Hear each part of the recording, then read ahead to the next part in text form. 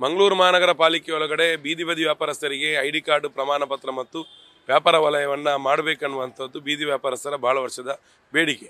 ಅದಕ್ಕೆ ಅನುಗುಣವಾಗಿ ವಾರ್ಡುವಾರು ವ್ಯಾಪಾರ ವಲಯವನ್ನು ಮಾಡಬೇಕಾಗಿತ್ತು. ಇಲ್ಲಿ ಮಂಗಳೂರಿನ ಹೃದಯ ಭಾಗ ಆಗಿರುವುದರಿಂದ ಸುಮಾರು ಕಂಟೋನ್ಮೆಂಟ್ ಮತ್ತು ಸೆಂಟ್ರಲ್ ಮಾರ್ಕೆಟ್ ವಾರ್ಡಲ್ಲಿ ಸುಮಾರು 390ರಷ್ಟು ಬೀದಿ ವ್ಯಾಪಾರಸ್ಥರು ಇದ್ದಾರೆ. ಅವರಿಗೆ ಒಂದೇ ಝೋನಲ್ಲಿ ಮಾಡಿದಾಗ ಈ ಮಂಗಳೂರು ಮಹಾನಗರದ ಪ್ರಮುಖ ಹೃದಯ ಭಾಗದಲ್ಲಿರ್ತಕ್ಕಂಥ ಬೀದಿ ವ್ಯಾಪಾರಸ್ಥರಿಂದ ಯಾರಿಗೆ ಸಾರ್ವಜನಿಕ ಏನಾದರೂ ತೊಂದರೆ ಆಗಿದರೆ ಅದೆಲ್ಲವನ್ನು ಕೂಡ ಪರಿಹಾರ ಮಾಡಲಿಕ್ಕೆ ಅವಕಾಶ ಇದೆ. ಆದರೆ ಇಲ್ಲಿ ಮಹಾನಗರ ಪಾಲಿಕೆ ಬೀದಿ ಬದಿ ವ್ಯಾಪಾರಸ್ಥರ ಪ್ರಪೋಸಲ್ ಏನಿದೆ ಅದರ ಬದಲಿಗೆ ಇವತ್ತೊಂದು ಬೀದಿ ವ್ಯಾಪಾರ ವಲಯವನ್ನು ಮಾಡಬೇಕು ಅನ್ನೋ ಕಾರಣಕ್ಕಾಗಿ ಒಂದು ಸಣ್ಣ ವಲಯವನ್ನು ಮಾಡಿದ್ದಾರೆ. 2016ರಲ್ಲಿ ನಮಗೆ 1.5 ಎಕರೆ ಜಾಗದಲ್ಲಿ ಒಂದು ವಲಯವನ್ನು ಮಾಡುವಂಥದ್ದು. ಅದನ್ನು ಕೂಡ ಸಮರ್ಪಕವಾಗಿ ವೈಜ್ಞಾನಿಕ ರೀತಿಯಲ್ಲಿ ಅನುಷ್ಠಾನ ಮಾಡದೆ ಅದು ವಿಫಲ ಆಗಿತ್ತು. ಈಗ ಮತ್ತೆ ಮಾಡಿರ್ತಕ್ಕಂಥದ್ದು ಇದು ಮೇಲ್ಛಾವಣಿಯನ್ನು ಬಳಸಿಕೊಂಡು ಸುಮಾರು ಲಕ್ಷಾಂತರ ರೂಪಾಯಿಯನ್ನು ಖರ್ಚು ಮಾಡಿ ಇಲ್ಲಿ ಝೋನ್ ಮಾಡಿದ್ದಾರೆ. ಆದರೆ ಇಲ್ಲಿ ಬೀದಿ ಬದಿ ವ್ಯಾಪಾರಸ್ಥರಿಗೆ ಬರಲಿಕ್ಕೆ ದೊಡ್ಡ ರೀತಿಯ ಆತಂಕ ಇದೆ.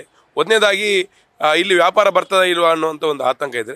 ಇನ್ನೊಂದು ಕಡೆ ಇದೀಗ ಪಕ್ಕದಲ್ಲೇ ಸೆಂಟ್ರಲ್ ಮಾರ್ಕೆಟ್ ವಾರ್ಡಲ್ಲಿ ಬೀದಿ ವ್ಯಾಪಾರಸ್ಥರು ವ್ಯಾಪಾರ ಮಾಡೋದ್ರಿಂದ ಇಲ್ಲಿ ವ್ಯಾಪಾರ ಬಂದವರಿಗೆ ವ್ಯಾಪಾರ ಆಗುವುದಿಲ್ಲ ಅನ್ನುವಂಥ ಆತಂಕ ಇದೆ. ಇನ್ನೊಂದು ಕಡೆಯಲ್ಲಿ ನಿಯಮಾವಳಿ ಪ್ರಕಾರ 4 ವಾರ ಮಾಡಬೇಕಾಗಿತ್ತು, ಅದು ಸಣ್ಣದಾಗಿ ಕಟ್ಟಿದ್ದಾರೆ. ಇನ್ನೊಂದು ಕಡೆಯಲ್ಲಿ ಬೇರೆ ಬೇರೆ ಮಹಾನಗರಗಳಲ್ಲಿ ಮಾಡಿರ್ತಕ್ಕಂಥ ಝೋನ್ಗಳು ಒಂದೇ ಮೇಲ್ಛಾವಣಿ ಅಡಿಯಲ್ಲಿ ವ್ಯಾಪಾರ ಇರತಕ್ಕಂಥ, ಆದರೆ ಇಲ್ಲಿ ಸ್ಟಾಲ್ಗಳ ರೀತಿಯಲ್ಲಿ ಕಟ್ಟಿದ್ದಾರೆ. ಇದು ಬಿಸಿಲು ಗಾಳಿ ಮಳೆಗೆ ಗಾಳಿ ಬೆಳಕಿಗೆಲ್ಲ ತೊಂದರೆ ಆಗ್ತದೆ. ಹಾಗೆ ಹಣ್ಣು ತರಕಾರಿ ವ್ಯಾಪಾರಸ್ಥರ ವಸ್ತುಗಳು ಹಾಳಾಗುವಂಥ ಒಂದು ಆತಂಕದಲ್ಲಿ ಬೀದಿ ವ್ಯಾಪಾರಿಸಿದ್ದಾರೆ. ವೈಜ್ಞಾನಿಕವಾಗಿ ಮಾಡಬೇಕನ್ನುವಂಥದ್ದು ನಾವು ಆರಂಭದಿಂದಲೇ ನಾವು ಮಹಾನಗರ ಪಾಲಿಕೆಯವರು ಹೇಳಿದೆ. ಈಗ ಅದನ್ನು ಎಲ್ಲ ರೆಡಿಯಾದ ಮೇಲೆ ಅದು ಊಟಕ್ಕಿಲ್ಲದ ಉಪ್ಪಿನಕಾಯಿ ಅನ್ನೋ ರೀತಿಯಲ್ಲಿದೆ.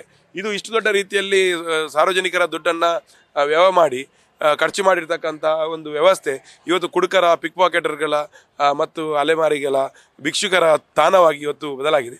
ಇದು ಮಂಗಳೂರು ಮಹಾನಗರದ ಅಂದ ಚಂದಕ್ಕೆ ಒಂದು ಶೋಭೆ ತರುವುದಿಲ್ಲ.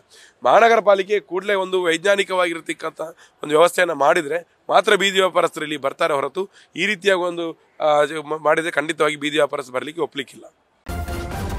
ನ್ಯೂಸ್ ಫಸ್ಟ್ ನಿರ್ಭೀತಿಯಿಂದ ನಿಮ್ಮ ಪರವಾಗಿ.